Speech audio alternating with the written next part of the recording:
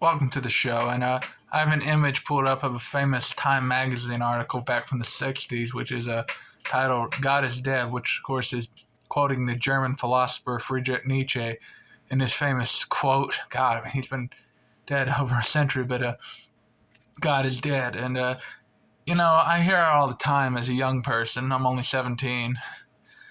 Anyhow, part of this Gen Z generation that religion is dead, God is dead. There's a guy at my high school who wears a God is dead shirt sometimes, and just it seems to be we live in a very post-religion age. Um, it seems to be if our nation continues to secularize at the rate it has been, that America will be a minority Christian nation within the next 15 years or so. And that's not to mention how we're already very much a post-Christian culture. Most of us don't go to church. And all of our churches have been in pretty heavy membership decline for decades. The only churches that are growing are those non-denominational and pop evangelical churches that are very theologically dead. I've been in a lot of them, very much a desert of theology, very detached from the Christian faith, its history. It's very depressing to watch this happen, but is there hope? I've asked myself this question, is there hope? And this year, in 2023, there was a great Asbury revival. And that was a revival that started in Asbury University up in Kentucky and spread all throughout the country. It was a big deal. I knew people who went up there. Unfortunately, I wasn't one of them. But it, it was really wonderful to see that Gen Z, my generation, is still in hope. And I pray often that there will be a religious revival. Anyhow, one thing I find really interesting in American history is that America often has revivals in the 40s decades. We had a big one called the First Great Awakening in the 1740s. Then part of the Second Great Awakening took place in the 1840s. And then we had a huge religious revival in America and post-war Europe in 1945, and it stretched from about 1964. It's never really talked about. It's practically the Third Great Awakening. That was a big revival. That was back in the 1950s, something like 73% of Americans went to church every Sunday. That was the height of organized religion in this country back in the 50s. And so I do have some hope. My generation is very nihilistic, which means we don't believe in anything. And we've really turned to sedation. We are on drugs like crazy. I'm not talking about cocaine, but we are on drugs like that. Talking more about prescription drugs like ADHD medicine and stuff. We're very heavily prescribed with anti-anxiety medication like Xanax. And we're very sedated. We're on our phones all the time.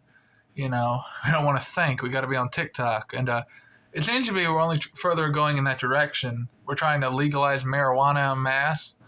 And we're trying to, of course, push virtual reality, which is only going to further push that way of life. I think of the Makamori in East Asia, these group of young men who spend all their time in their rooms, never talk to anyone. And I'm afraid that will be this country in a few years.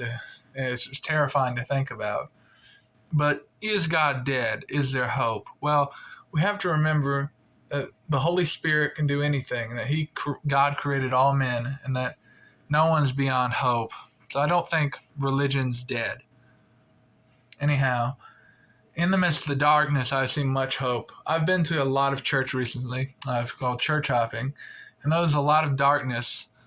I have seen some young people come to the faith. In fact, I was at an Episcopal church the other month, and I was one of 3 people there visiting, which is a really big deal because the Episcopal church has lost a lot of membership. And one fellow, he was a religious studies student, and he told me that he'd found his church that day, and he started attending. I'm hoping to go back there soon.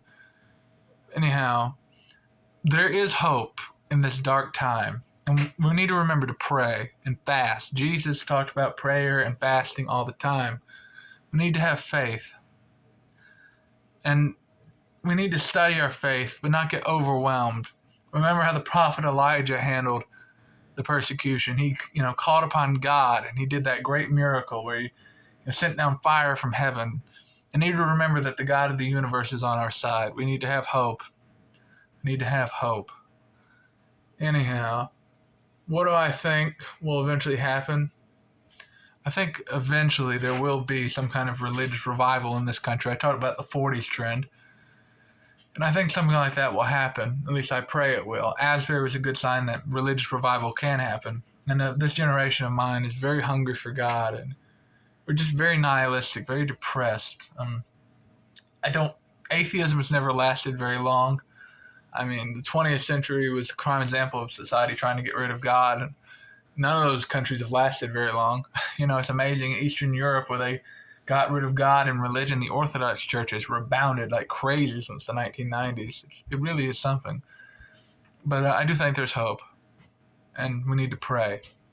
Well, good night.